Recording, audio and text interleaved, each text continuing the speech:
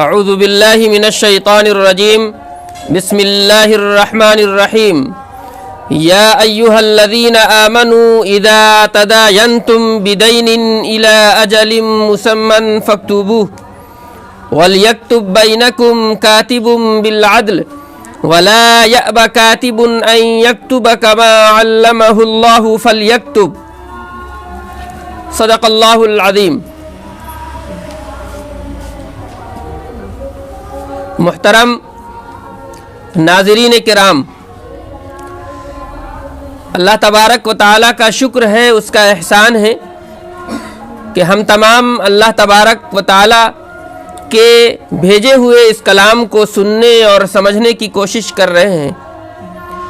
آج ہمیں جن آیتوں کا مطالعہ کرنا ہے وہ سورہ بقرہ کا رکوع نمبر 39 ہے اور آیات ہیں 282 اور 283۔ ابھی جس آیت کی تلاوت کی گئی اس کا کچھ حصہ ہم نے پڑھا، اس کا مفہوم کچھ اس طرح ہے: اے ایمان والو، جب تم ایک مقررہ مدت کے لیے ادھار کا معاملہ کرو تو اسے لکھ لیا کرو، اور چاہیے کہ تمہارے درمیان کوئی لکھنے والا انصاف کے ساتھ لکھ دے، نیز جس کو لکھنا آتا ہے اسے لکھنے سے انکار نہ کرنا چاہیے، جیسا کہ اللہ نے اس کو لکھنا سکھا دیا۔ اس کو بھی چاہیے کہ لکھ دے، اور جس کے ذمہ حق ہے وہ لکھائے۔ اللہ سے جو اس کا پروردگار ہے ڈرتا رہے اور اس میں کچھ بھی کمی نہ کرے۔ اگر وہ کم عقل یا کمزور ہو یا وہ خود لکھانے پر قادر نہ ہو تو اس کا ولی انصاف کے ساتھ لکھا دے، اور اپنے مردوں میں سے 2 شخص کو گواہ بنا لو۔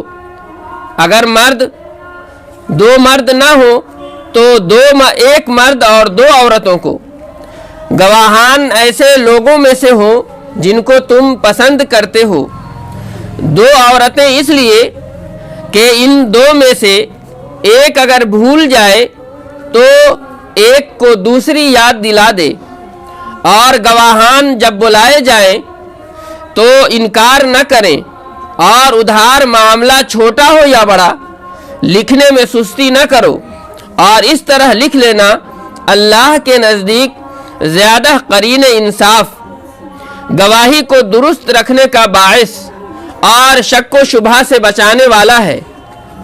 ہاں، اگر کوئی دست بدست خرید و فروخت کا معاملہ ہو جو تم آپس میں کیا کرتے ہو تو اس کے نہ لکھنے میں کوئی مضائقہ نہیں، اور خرید و فروخت کے وقت گواہ بنا لیا کرو، کسی کاتب اور گواہ کو تکلیف نہ دی جائے۔ اگر ایسا کرو گے تو تم کو گناہ ہوگا، نیز اللہ سے ڈرتے رہو، اللہ تم کو علم سے نوازتے ہیں اور اللہ ہر چیز کا علم رکھتے ہیں۔ یہ سورہ بقرہ کی آیت نمبر 282 ہے۔ اس آیت کو آیت مداینت کہا جاتا ہے، اور یہ آیت پورے قرآن کریم میں سب سے بڑی اور لمبی آیت ہے، اور قرآن کریم کی سب سے چھوٹی آیت سورہ مدثر کی آیت نمبر 21 ثم نظر ہے۔ اسی طرح آل عمران کی آیت نمبر 154 اور سورہ الفتح کی آیت نمبر 29 کے اندر اللہ تبارک و تعالی نے مکمل حروف تہجی کو رکھ دیا ہے۔ اس آیت میں اللہ تبارک و تعالی نے بہت سارے احکامات بیان کیے ہیں، یہاں تک کہ فقیہ ابن العربی مالکی رحمۃ اللہ علیہ کے مطابق کل 52 مسئلوں پر اللہ تبارک و تعالی نے اس آیت میں گفتگو فرمائی ہے۔ اسی طرح علامہ قرطبی رحمۃ اللہ علیہ نے بھی کہا ہے کہ بہت زیادہ مسئلوں پر اللہ تبارک و تعالی نے اس آیت میں گفتگو کی ہے۔ مختصراً جو باتیں اس آیت میں آئی ہیں وہ آپ کے سامنے پیش ہے۔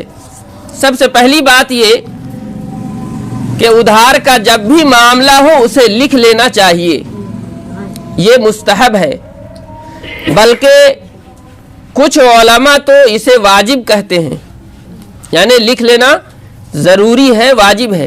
لیکن جمہور کی رائے یہ ہے کہ اللہ تبارک و تعالی نے یہاں پر جو امر کا صیغہ استعمال کیا ہے اس سے کیا مراد ہے؟ مستحب ہے کہ جب بھی ادھار لو، ادھار کا معاملہ کرو تو لکھ لیا کرو۔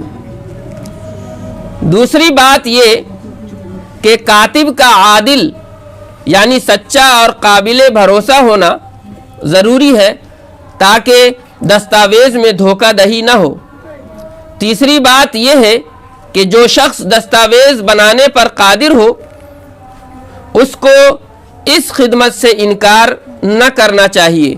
چوتھی بات یہ ہے کہ جس شخص پر حق ہو یعنی جس کے ذمے دین اور قرض ہو اسی کو بے کم و کاست دستاویز لکھانی چاہیے، یعنی جو آدمی قرض لے رہا ہے وہی ڈکٹیٹ کرائے گا تاکہ اس کے لیے کوئی عذر نہ رہے، یعنی بعد میں جس نے قرض لیا ہے وہ شخص کوئی کلیم نہیں کرے۔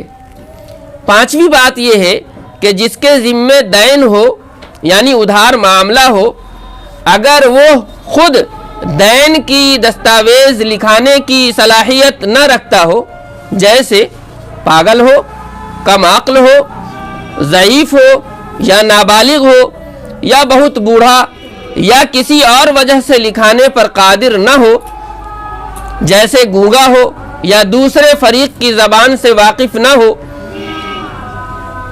تو جو اس کا ذمہ دار ہو جیسے ولی یا وصی یعنی جسے اس نے وصیت کر لی، ولی یعنی جسے اس نے اپنا وکیل بنا لیا، اپنا نمائندہ بنا لیا، یا قاضی، وہ دستاویز لکھائے گا۔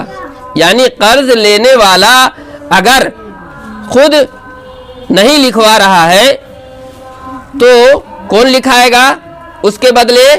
یا تو اس کا ولی سے مراد یہاں پر سرپرست بھی ہے، لیکن ولی سے مراد جس آدمی کو وہ آدمی منتخب کر دے، وصی جسے وصیت کر دے کہ آپ لکھوا دے، یا قاضی کے ذریعے وہ دستاویز لکھوایا جائے۔ چھٹی بات یہ ہے کہ بہتر ہے کہ معاملہ جب ہو رہا ہو تو گواہ بھی بنا لیا جائے۔ ساتویں بات یہ ہے کہ ایسے معاملات کے لیے گواہی کا نصاب یہ ہے کہ 2 مرد ہوں یا 1 مرد اور 2 عورت، یعنی اس طرح کے معاملات میں جو گواہ ہم رکھیں گے وہ کتنے گواہ ہوں گے؟ 2 مرد۔ اگر 2 مرد ہمیں نہیں مل رہے ہیں تو 1 مرد اور 2 عورت، یعنی صرف عورتیں گواہ نہیں بن سکتی ہیں۔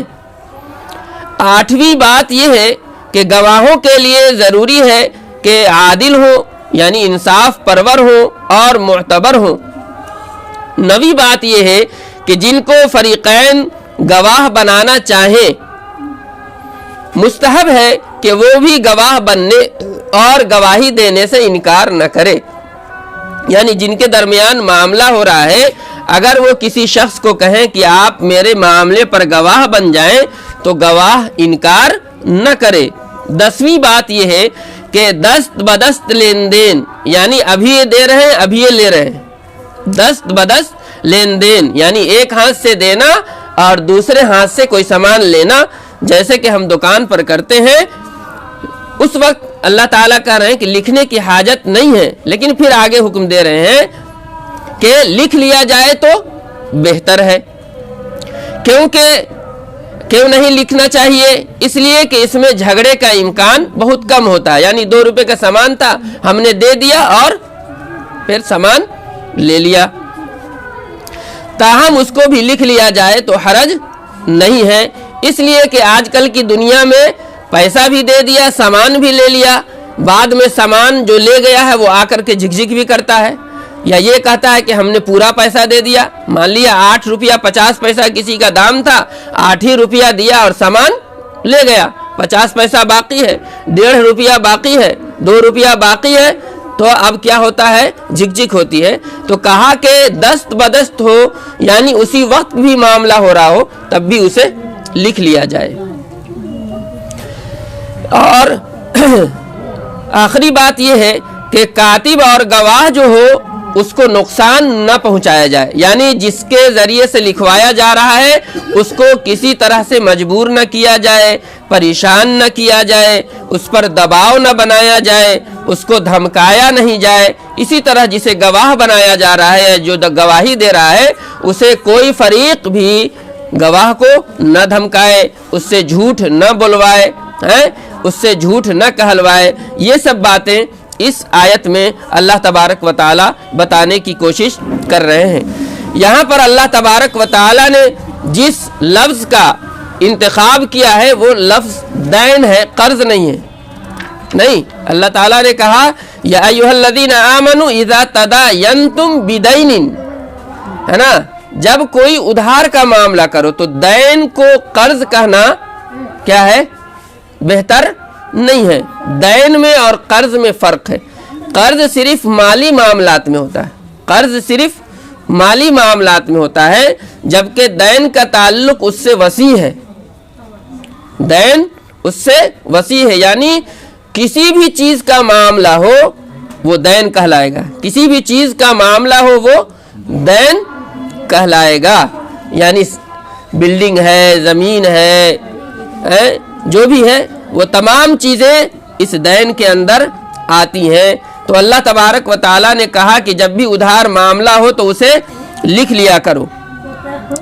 اس میں اللہ تبارک و تعالیٰ نے سب سے پہلے جو لفظ لائے وہ لائے کہ یا ایھا الذین آمنوا، ایمان والوں سے خطاب کیا۔ مسئلہ یہ ہے، بتانا یہ مقصود ہے اللہ تبارک و تعالیٰ کو کہ ایمان لانے کا مطلب یہ بھی ہے کہ آپ کے معاملات صحیح ہوں، بالکل واضح ہوں، اور اس میں کسی بھی طرح کی کوئی شک کی گنجائش نہ ہو، اور وہ معاملہ جب ہو رہا ہو یا معاملے کے بعد کسی جھگڑے اور جھنجھٹ کی کوئی نوبت نہیں آئے۔ اس کے لیے اللہ تبارک و تعالی یہ احکامات بیان فرما رہے ہیں۔ تو جب بھی ادھار ہو تو اس کے لیے ایک شرط لگائی کہ وہ کیا ہو؟ مدت متعین ہو۔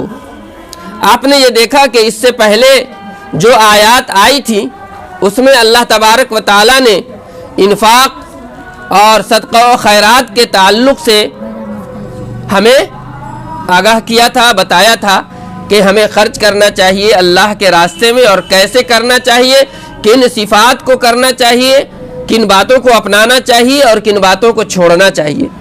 تو کہا کہ جب اسلامی معاشرہ ہوگا تو اس میں کیا رواج ہونا چاہیے؟ جو بھی اللہ تبارک و تعالیٰ کی طرف سے انعام سے سرفراز کیے گئے ہیں، اللہ تبارک و تعالیٰ نے انہیں تنگی نہیں دی ہے، فراخی دی ہے، خوب نوازا ہے، وہ لوگ اپنے معاشرے کے تنگ دست کے اوپر کیا کریں؟ خوب صدقہ و خیرات کریں۔ ایک حکم یہ۔ اس کے بعد دوسرا حکم یہ دیا کہ سودی لین دین نہیں ہو، سودی کاروبار اسلامی معاشرے میں نہیں ہو۔ سود کیا ہے کہ ہم نے 10 روپیہ دیا اور جب واپس اس قرض کو لے رہے ہیں تو 11 روپیہ لے رہے ہیں، ہے نا؟ تو ہر وہ قرض جو کسی بھی طرح کا نفع وصول کر کے لائے وہی سود کہلاتا ہے۔ ہر وہ قرض جو اپنے ساتھ تھوڑا سا بھی نفع لے کر کے آئے وہ کیا ہے؟ سود ہے۔ تو سود حرام ہے اور صدقہ و خیرات ہے۔ تو اگر کوئی آدمی ایسا ہے جو صدقہ و خیرات بھی نہیں لینا چاہ رہا، سود حرام ہی ہے۔ اور قرض تیسرا حکم دیا اللہ تبارک و تعالیٰ نے پچھلے رکوع میں کہ دیکھیے جب آپ قرض دیں گے، کیا دیں گے؟ قرض دیں گے، قرض کا اپنا معاشرہ بنائیں گے کہ ضرورت مند کو اگر آپ صدقہ و خیرات نہیں دے سکتے ہیں، فری میں نہیں دے سکتے ہیں، تو قرض دے دیجئے، یہ دوسرا درجہ ہے۔ تو جہاں پر صدقہ و خیرات ہو، جہاں پر قرض دینے کا رواج ہو، تب سودی نظام کیا ہوگا؟ اس کی کمر ٹوٹے گی۔ لیکن اس معاشرے کے اندر نہ صدقہ و خیرات کا رواج ہے، نہ قرض دینے کا رواج ہے تو سودی لین دین کیا ہوگا؟ بڑھ جائے گا۔ تو سودی لین دین کو روکنے کے لیے اللہ تبارک و تعالیٰ نے یہ دو اہم کام بتائے تھے۔ آج تیسرا کام بتا رہے ہیں اللہ تبارک و تعالیٰ کہ اگر کوئی ایسا شخص ہے جو نہ تو صدقہ و خیرات لینا چاہتا ہے نہ قرض لینا چاہتا ہے، سود حرام ہی ہے، تو اب کیا کرے؟ وہ کوئی چیز رکھ کر کے کسی سے کوئی چیز لے لے جو اسے ضرورت ہو، اسے کہتے ہیں رہن۔ اللہ تبارک و تعالیٰ نے اس میں کہا کہ کاتب جو ہو وہ عادل ہو۔ کاتب کیسا ہونا چاہیے؟ عادل۔ عادل کا مطلب یہ ہے کہ وہ کسی فریق سے متاثر نہ ہو، دیندار ہو اور تحریر لکھنے کی جتنے بھی شرائط ہو وہ جانتا ہو۔ اسی طرح جو بھی تحریر لکھے وہ بالکل واضح ہو، اسپشٹ ہو، ذو معنی نہ ہو، یعنی پڑھنے والا اس سے دو مطلب نہ نکال سکے، ایسی تحریر ہو۔ اسی طرح اس کا ایک مطلب یہ ہے کہ وہ تحریر اور وہ لکھنے والا بالکل غیر جانبدار ہو، یعنی کسی ایک فریق کی طرف وہ نہ جائے، ایسی بات نہ لکھے۔ اسی طرح کوئی بات اپنی طرف سے نہ ملائے، یا جو بات بھی وہ لکھے وہ بالکل ویسے ہی لکھے جیسے کہ قانون کے مطابق لکھا جانا چاہیے۔ یہ تمام باتیں عدل کے اندر آتی ہیں۔ اسی طرح اللہ تبارک و تعالیٰ نے اس آیت میں یہ فرمایا کہ کس کو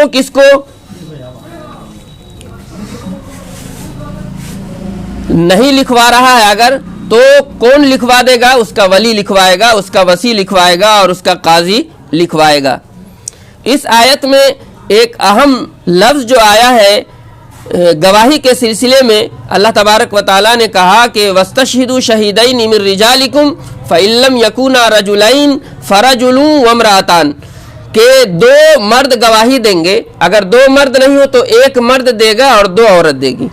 تو اس پر لوگ اعتراض کرتے ہیں کہ آخر ایسا کیوں ہے؟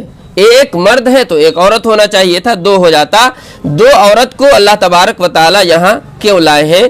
تو بہت ساری بات ہو سکتی ہے اور اس پر بہت زیادہ وقت درکار ہے، لیکن چند باتیں ہم یہاں آپ کے سامنے پیش کر رہے ہیں۔ سب سے پہلی بات تو یہ کہ یہ معاملہ کس سے تعلق رکھتا ہے؟ مالی معاملات سے تعلق رکھتا ہے، نہیں، کس سے تعلق رکھتا ہے؟ ادھار لے گا، قرض لے گا، سود لے گا، کس سے ہے؟ مالی معاملات۔ تو مالی معاملات زیادہ اکثر کون لوگ کرتے ہیں؟ مرد کرتے ہیں، نہیں، عورتیں نہیں کرتی ہیں۔ پہلی دلیل تو یہ ہے۔ دوسری دلیل یہ ہے کہ یہ جو اللہ تبارک و تعالیٰ نے یہاں گواہی کی بات کہی، یہ حق نہیں ہے، یہ رائٹ نہیں ہے، یہ ایک ذمہ داری ہے، نہیں، یہ رائٹ نہیں نہ ہے۔ لوگ کہتے ہیں کہ عورت کا حق کم کر دیا، ہم یہ کہتے ہیں کہ یہاں پر اللہ تبارک و تعالیٰ نے ذمہ داری دی ہے، ڈیوٹی دی ہے، رائٹ نہیں دیا ہے، یہ ڈیوٹی ہے، نہیں۔ تو اگر اللہ تبارک و تعالیٰ نے ایک عورت کو ایک ڈیوٹی سے، ایک فرض سے کیا کیا؟ نجات دے دیا، تو گویا اللہ تبارک و تعالیٰ نے ان کے اوپر احسان کیا ہے۔ تیسری بات یہ ہے کہ اسلام کے اندر ایک عورت کی بھی گواہی مقبول ہے، ایک عورت کی بھی گواہی مقبول ہے، جیسے رضاعت کے سلسلے میں، یعنی دودھ پلانے کے سلسلے میں، اسی طرح لعان کے سلسلے میں۔ تو اس سے یہ پتہ چلا کہ اسلام نے اس کے حق کو تلف نہیں کیا، بلکہ جہاں پر جیسا مزاج تھا اور جیسا موقع تھا اس حساب سے اس کی ذمہ داری اللہ تبارک و تعالیٰ نے طے کی ہے۔ چوتھی بات یہ ہے کہ جسمانی ساخت کے اعتبار سے بھی مرد اور عورت دونوں ایک دوسرے سے مختلف ہیں۔ جیسے دیکھیں کہ عام طور پر ان کا قد چھوٹا ہوتا ہے، مرد کا بڑا ہوتا ہے، عام طور پر وہ دبلی پتلی ہوتی ہیں اور مرد بڑا اور موٹا ہوتا ہے۔ اسی طرح آج اگر سائنسی دنیا میں چلے جائیں تو دماغ کا جو تعلق ہے، مرد کا دماغ بڑا بتایا جاتا ہے اور عورت کے دماغ کو چھوٹا بتایا جاتا ہے۔ پانچویں بات یہ ہے کہ نفسیاتی اعتبار سے وہ جذباتی ہوتی ہیں، نفسیاتی اعتبار سے عورت زیادہ جذباتی ہوتی ہے، اور یہ جذباتیت کا ہی نتیجہ ہے کہ وہ اپنے چھوٹے بچے کو کیا کرتی ہے، سوکھے پر سلاتی ہے اور خود پیشاب پر سو جاتی ہے۔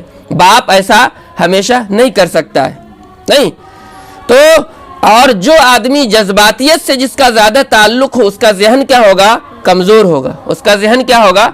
ہم بھی کسی معاملے میں اگر جذبات میں آ جائیں تو وہ معاملہ جس سلیقے سے کرنا چاہیے تھا ہم نہیں کر پاتے۔ تو پتہ چلا کہ اللہ تبارک و تعالیٰ نے اس کے اندر جذبہ رحم یا جس طرح کا بھی دل کی کیفیت اسے دی ہے وہ اس کے دماغ کو کمزور کرنے والی ہے۔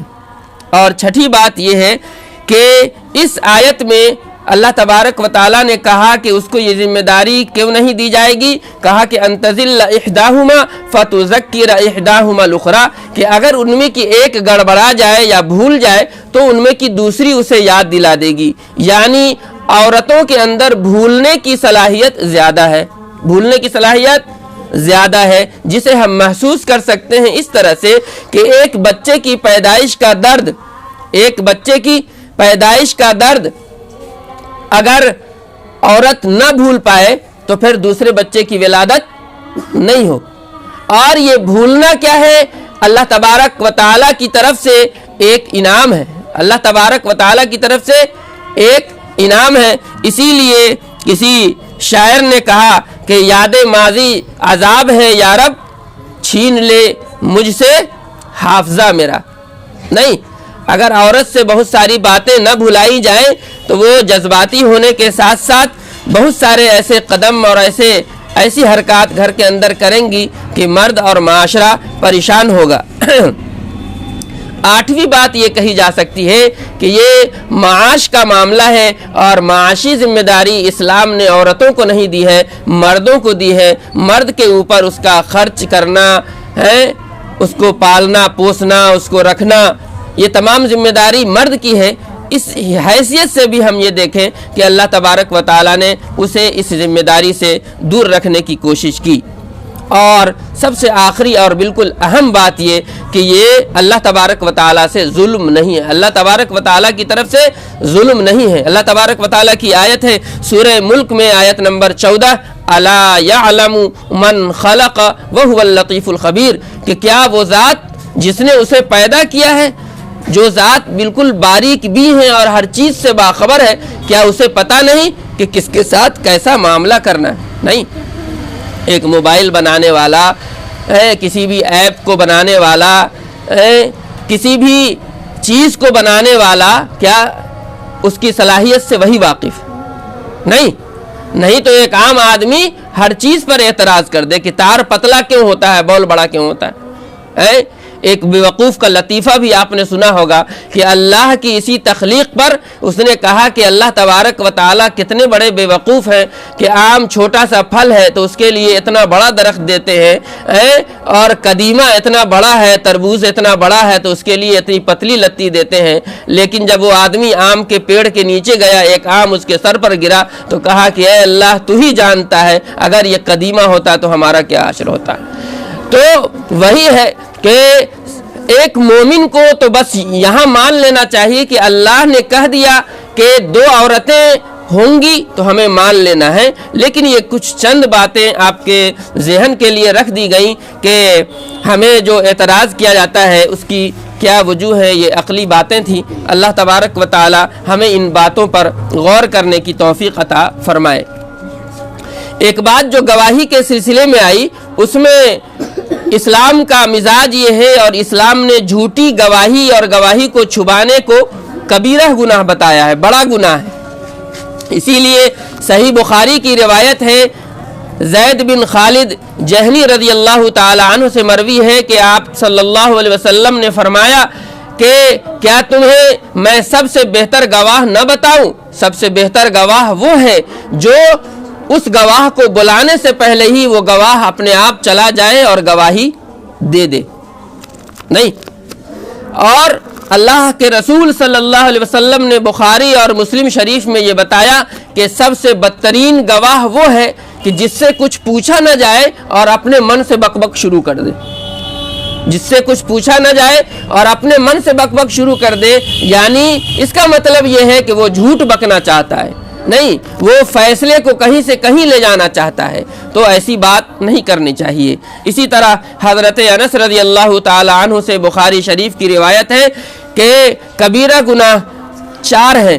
سب سے پہلا گناہ یہ ہے اللہ کے ساتھ شرک کرنا، دوسرا گناہ یہ ہے کہ والدین کی نافرمانی کرنا، اور تیسرا گناہ یہ ہے کہ ناحق کسی کو قتل کرنا، اور چوتھا بڑا گناہ کبیرہ گناہ یہ ہے کہ جھوٹی گواہی دینا، تو اسے ہمیں پرہیز کرنا چاہیے۔ اسی طرح حضرت عبداللہ ابن عمر رضی اللہ تعالی عنہ سے روایت ہے کہ جھوٹے گواہ کے قدم قیامت کے دن ہٹنے بھی نہ پائیں گے کہ اللہ تعالیٰ اس کے لیے جہنم واجب کر دیں گے، ابن ماجہ کی روایت ہے، یعنی جھوٹا گواہ جہنمی بھی ہوگا۔ اسی طرح حضرت عبداللہ ابن عباس رضی اللہ تعالی عنہ کی روایت ہے، وہ فرماتے ہیں کہ جس نے ایسی گواہی دی کہ اس گواہی کی وجہ سے کسی مسلمان کا مال تلف ہو گیا، برباد ہو گیا، ہلاک ہو گیا، یا اس کی گواہی کی وجہ سے کسی ناحق شخص کا قتل ہو گیا، تو اللہ تبارک و تعالی ایسے شخص پر جہنم واجب کر دیں گے۔ اللہ تبارک و تعالی ہمیں جہنم سے بچائے۔ قرآن کریم کی آیت ہے، مومنین کی صفات جہاں پر بیان ہو رہی ہے کہ جو مومن بندے ہوتے ہیں ان کی یہ کوالٹیز ہوتی ہے۔ اللہ تعالیٰ نے فرمایا سورہ الفرقان آیت نمبر 72 میں، والذین لا یشہدون الزور واذا مروا باللغو مروا کراما، کہ یہ ایسے مومنین ہوتے ہیں جو جھوٹی گواہی نہیں دیتے ہیں، جب جھوٹ لغو بات سنتے ہیں تو بالکل اچھے اور نرم لہجے میں کیا کرتے ہیں، گزر جاتے ہیں وہاں سے، اپنا کان وہاں پر اور اپنا وقت وہاں پر نہیں دیتے ہیں۔ اور ایک اچھی صفت اللہ تبارک و تعالیٰ نے سورہ المعارج آیت نمبر 33 میں فرمائی کہ والذین هم بشہاداتہم قائمون، کہ یہ ایسے مومن بندے ہیں کہ اپنی گواہی پر بالکل قائم اور اٹل رہتے ہیں۔ آج کل یہ دیکھا جائے کہ گواہی تو دے دیا لیکن بعد میں ڈرانے دھمکانے یا کسی بھی وجہ سے ہم اپنے گواہی سے پھر جاتے ہیں، ایسا کرنا بھی کیا ہے، گناہ ہے۔ اللہ تبارک و تعالی ہمیں صحیح گواہی، سچی گواہی اور جب بھی وقت پڑے گواہی دینے کی توفیق عطا فرمائے۔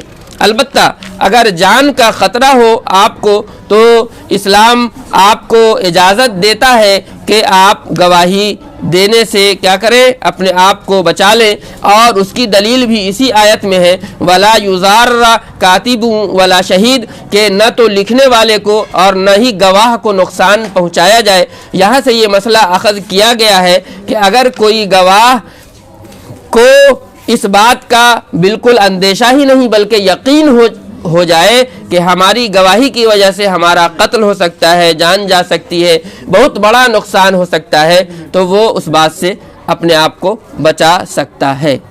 دوسری آیت اللہ تبارک و تعالیٰ کا ارشاد ہے، اور اگر تم سفر پر ہو اور کوئی لکھنے والا نہ پاؤ تو رہن کی چیزیں ہوں جو قبضہ میں دے دی جائیں، اور اگر ایک دوسرے پر اعتماد کریں تو جس پر اعتماد کیا جائے اسے چاہیے کہ اپنی امانت ادا کرے اور اللہ سے جو اس کا پروردگار ہے ڈرے، اور تم لوگ گواہی چھپایا مت کرو، گواہی چھپایا مت کرو، جو گواہی چھپائے اس کا دل گنہگار ہے نہیں، اور اللہ تمہارے اعمال سے باخبر ہے۔ یہ 283 نمبر کی آیت تھی، اس میں اللہ تبارک و تعالیٰ نے رہن کے متعلق کچھ احکام بیان کیا ہے جو ہم پہلے بیان کر رہے تھے کہ یعنی صدقہ و خیرات بھی وہ آدمی نہیں لینا چاہتا، قرض بھی اسے نہیں ملا، سود نہیں لے گا اس لیے کہ حرام ہے، تو اب وہ کیا کرے گا، اپنی کوئی قیمتی شے کسی کے پاس رکھے گا اور اس سے کچھ پیسہ ادھار لے گا اور اپنا کام کرے گا۔ تو رہن میں کیا ہوتا ہے، رہن کا مطلب ادھار، رہن کا مطلب ادھار۔ تو اس میں اللہ تبارک و تعالیٰ نے ہمیں ان دونوں آیتوں میں بتایا کہ ہمارے مالی معاملات کیسے ہونے چاہیے اور اس کے لکھنے پر تاکید ہے، اور اس میں جو ایک لفظ آیا صغیراً او کبیراً، وہ معاملہ بالکل چھوٹا ہو یا بڑا ہو ہر ایک کو لکھ لینا چاہیے۔ آج کل کیا کرتے ہیں ہم، احترام میں نہیں لکھتے ہیں یا شرما جاتے ہیں، ایسا نہیں کرنا چاہیے۔ یہ بالکل کھلی ہدایت ہے۔ اللہ تبارک و تعالی ان دونوں ہی آیتوں کے تمام مسائل پر ہمیں عمل کرنے کی توفیق عطا فرمائے۔ آمین ثم آمین۔ صدق اللہ العظیم۔